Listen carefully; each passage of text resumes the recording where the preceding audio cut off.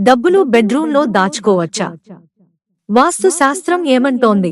మనం ఎక్కడ పడితే అక్కడ పెట్టడం వల్ల లక్ష్మీదేవికి కోపం వస్తుందట.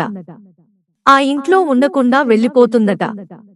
మరి బెడ్రూమ్లో డబ్బులు స్టోర్ చేయవచ్చా, చేయకూడదా? వాస్తు శాస్త్రం ఏం చెబుతోందో తెలుసుకుందాం. ఇంట్లో డబ్బు కొరత ఉండకూడదు అని అందరూ అనుకుంటూ ఉంటారు. లక్ష్మీదేవి అనుగ్రహం పొందాలంటే డబ్బులను మనం ఎక్కడ నిల్వ చేస్తున్నాం అనేది కూడా ముఖ్యమే. చాలా మంది ఇంట్లో డబ్బులను ఎక్కడ పడితే అక్కడ స్టోర్ చేస్తూ ఉంటారు.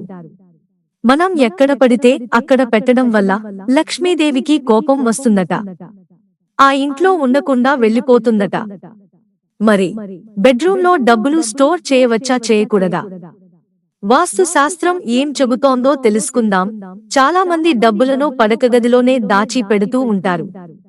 ఎందుకంటే పడక గదిలో పెడితే డబ్బు సేఫ్గా ఉంటుందని వారు నమ్ముతారు.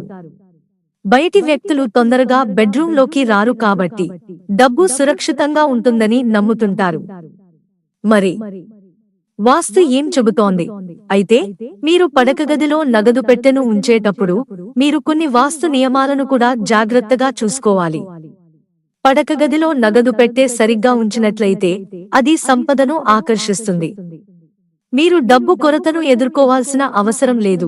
మీరు పడక గదిలో నగదు పెట్టెని ఉంచినప్పుడల్లా మీరు దిశల పట్ల ప్రత్యేక శ్రద్ధ వహించాలి.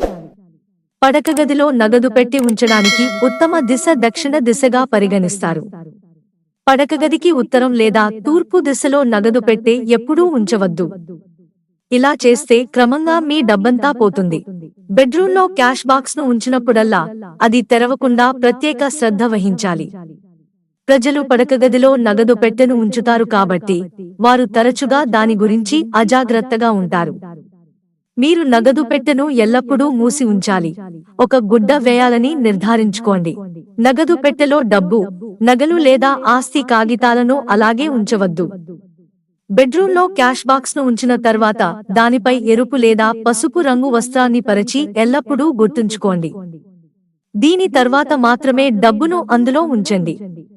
నగదు పెట్టెలో లక్ష్మీదేవి చిహ్నాన్ని కలిగి ఉన్న వెండి నాణెం ఉంచడానికి ప్రయత్నించండి. ఇది సంపదలో శ్రేయస్సును తెస్తుంది. మీరు ఇంట్లోని అన్ని ఇతర ప్రదేశాలు, వస్తువులను శుభ్రం చేసినట్లే క్యాష్ బాక్స్ ను ఎప్పటికప్పుడు శుభ్రం చేయడం కూడా చాలా ముఖ్యం. మీరు దానిపై శ్రద్ధ చూపకపోవడం, దానిపై దుమ్ము పేరుకుపోవడం జరగకూడదు. వాస్తు ప్రకారం అటువంటి దుమ్ము మరియు ధూళి ప్రతికూలతను సృష్టిస్తుంది. మిత్రులారా, ఛానల్ సబ్స్క్రైబ్ చేసుకోవడం మర్చిపోకండి. ధన్యవాదాలు.